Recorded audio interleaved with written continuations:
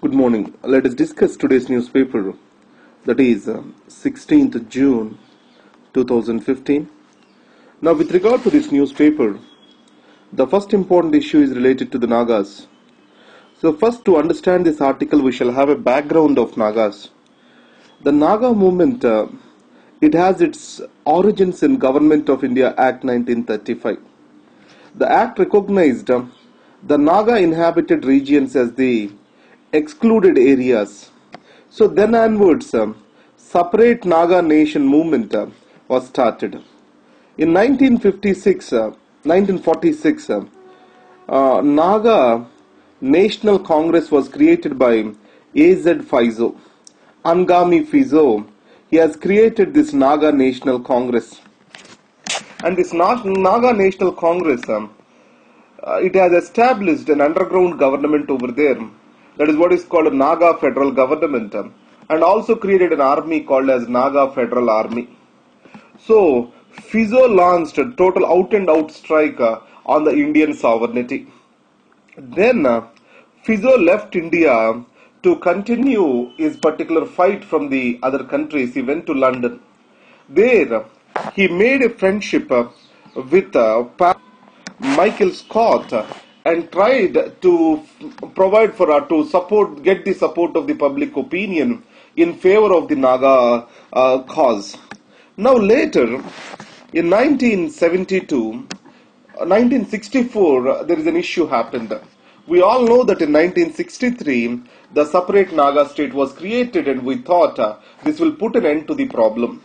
But in 1964, so the problem still continued, and Lal Bahadur Shastri government, it has arranged for the peace talks, where Michael Scott represented the Fizo, and from Indian side, Jaiprakash Narayan, and then the Assam Chief Minister, Bimal Prasad. These people are Bimal Prasad Chaliha. These people, they continued the peace talks. These Naga rebels, they took to their stand. They said that the solution has to be only the recognition of the Naga sovereignty and a separate Naga nation. But Indian government always said that the solution can only be possible within the framework of the Constitution of India. So as the talks failed, in 1972, Indira Gandhi launched an out-and-out attack on the Naga rebels. So it has banned the Naga National Congress. Unlawful Activities Prevention Act was imposed onto them, and it has led to huge counter-insurgency operations in Nagaland. In 1975, there came something called as the Shillong Accord. So in the Shillong Accord, the rebels, they agreed for the Indian Constitution. So without any preconditionalities, these underground organizations agreed that they will be finding a solution within the Indian Constitution. Now, so the people who represented our Naga National Congress, now their faction broke away from this. These people went to China actually for training. So this Isaac Muvaya, Kaplang, all these are the people. So this NSCN was born as a reaction to this Shillong Accord. So this NSCN which was created, it appeared as most rebellious than the NNC. Now NSCN, in 1988, it broke into two factions again now. What are the two factions? One is Isaac Muvaya and the other faction is called Kaplong faction. And these factions further broke and further broke. But majorly to be remembered, these are the two factions as of now which are in operation. And there are further divisions and further reconciliation groups etc. existing which are out of focus for us. Now, this what is the major reason for this division? There are many sects among the Nagas. So among these people, the Konyaks, or among the Nagas, they dominated the rank and file, the foot soldiers of the Naga movement, and the officers or the higher levels, the command structure, it was dominated by Thankuls. So Muvaya and these people, they belong to Thankuls. So Konyakas, they got separated and they formed this Kaplong faction. In this, Kaplong is not an Indian national, he is a Myanmarese national.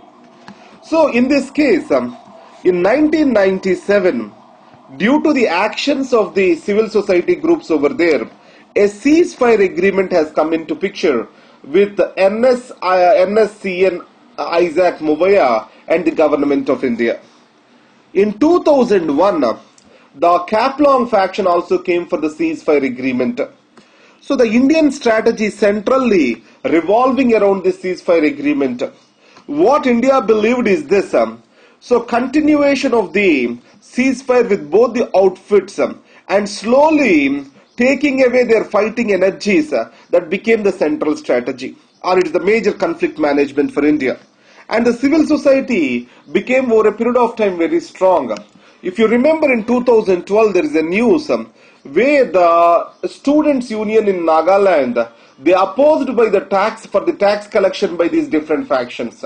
All these factions impose various taxes on the people over there and they try to extract these taxes.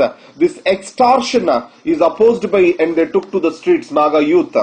And next is among the civil society, Naga Hoho, it's a tribal council, and we have this Naga Mothers Association, church. All these people are active to bring them onto the particular talks. Now, in 2001, 1997, the talks rounds are been continuing, almost 80 plus rounds of talks are continued between government of India and Naga factions. Now, what the government of India said is, it separated the NSCN Kaplong faction and started continuing negotiations only with the Indian Nagas, which are Isaac Muvaya and the other divided factions of the Kaplong.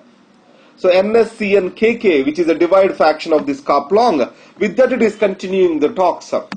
Now, it has separated strategically NSCN Kaplong because other factions are opposed to this NSCN Kaplong. That is one reason. And Kaplong is not an Indian national, but he is a Myanmarese national. In 2012, there is a very much a strategic move by the Kaplong where he signed a ceasefire agreement with Myanmar, and Myanmar gave him for a freedom of movement in Siang region, that is Sagaing region. So the Sagaing region of Myanmar, there he can move freely unarmed. That's what is the ceasefire agreement he reached with Myanmar. Now, on all the insurgent groups, the Bhutan and Bangladesh, they are very active with the support of India. So that's why all the insurgent groups, they want a place to hide, and this ceasefire agreement of Kaplong came in handy for them. So by using this ceasefire agreement, Kaplong formed something called as the National Liberational Front, that is United National Liberation Front of West Southeast Asia, that was created by the Kaplong. This organization was the reason behind the Manipur ambush. So, who are the members? The NSCN Kaplong, Meitei rebels in Manipur, and Bo Ulfa in Assam, NDF, National Democratic Front of Bodoland of Assam, Kuki National Army. All these people became the members of this particular United National Liberation Front of West Southeast Asia. So, here the major failure of the government of India is to identify such a grouping is coming up. And the second thing is, in these counter-insurgency operations, the local government, that is Naga government, was not at all given a role. And Naga civil society was the reason for the continuation of ceasefire agreement for these many years. And Naga civil society should have been given time for reasoning out with these factions to find a way out of this scenario.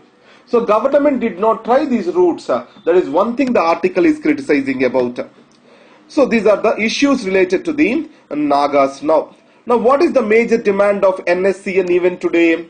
It says that the sovereignty of Nagaland or sovereignty of Nagas have to be determined by India, and any talks have to be between two independent nations, that is India and Nagaland, on how to maintain the relations between them. That is one thing. And creation of a greater Nagalim with Nagaland and adjoining Naga inhabited regions of the other states. which all the other states are opposing. That is Assam, Manipur, and certain regions of even Myanmar too. So Assam, Manipur, all these states are opposing to this.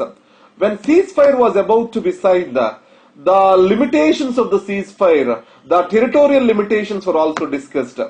When Padmanabhaya, the interlocutor, what he said is, there are no territorial limitations. Then Manipur people, they actually revolted and they burned down all the government offices in Manipur. That's what is the resentment. Again, is the creation of Greater Nagalim in the other states. The next article, it is related to the Bibek Debrai Committee. So the Bibek Debrai Committee, what it talks about is this. So it provides for a course for reform on the railways. So what it says, railways shall confine itself to the core function of transport and all the other functions which the railways does, that is maintenance of hospitals, quarters, etc. shall be given away from the core functions. And second thing is, the private people need to be allowed to induce the competition in the functioning of the railway agencies. And regulatory authority has to be created. And slowly, once the regulatory authority takes over, the railway board, the powerful railway board has to be done away with.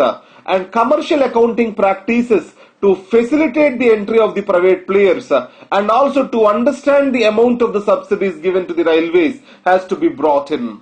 So, the railway board, which is a powerful organization among the railways, in all probability will oppose these recommendations. On the other hand, the privatization, so it will also be, or else entry of private players will be opposed by the powerful trade unions. And another thing is the greater decentralization of the powers, so which always will be opposed by the railway board because it wants to maintain its control over the railways. So that is the reason why Bibek Debrai said it's a tortuous road. But however, the reforms have to be taken from the highest level involving the central railway ministry. And next is the Sushma Swaraj issue. So just I am trying to focus on conflict of interest over here. Every minister has to declare the conflict of interest to the Prime Minister's office. Now this was recommended by the second ARC. There has to be an ethics commissioner and also there have to be an office under the Prime Minister which has to look into the conflict of interest of the various ministers and ministries. So they have to file the conflict of interest with regard to this office along with the declaration of the assets so that recommendation can be recollected over here with regard to this issue. And next is India signed motor vehicle agreements with 3 countries, that is Bangladesh, Bhutan and Nepal. So it provides for a seamless connectivity in the region. The longer objective is to bring in total connectivity in South Asia. So this motor vehicle agreement was also signed between India and Afghanistan. But the Pakistan issue has become a bigger problem. When Mr. Ghani has visited in India, the motor vehicle agreement, it was discussed and he was in a tough tone said that what the Pakistan gives, the same thing the Pakistan reaps from the Afghanistan. So on the eastern front and the northern front, motor vehicle agreement, it is showing some progress, but on the western front we have to see how it happens. So these are the news for today. Now let us see the notes for a while. So today I have prepared for myself the notes on these railway reforms. I was just going through the Bibek Debrai's report, and you don't need to go through the entire report. And there are highlights of the recommendations, even that is also not necessary. And because we have tried hardly 100 to 150 votes in the exam. And I did some homework on the Naga issue. And then most of the information I have collected going through the Post-Independent India by Ramchandra Guha. And then, but the information was not continuous over there.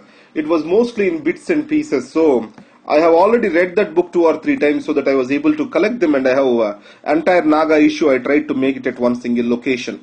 So I have already explained to you. The important events are 1975 Shillong Accord, which has led to the development of NSCN.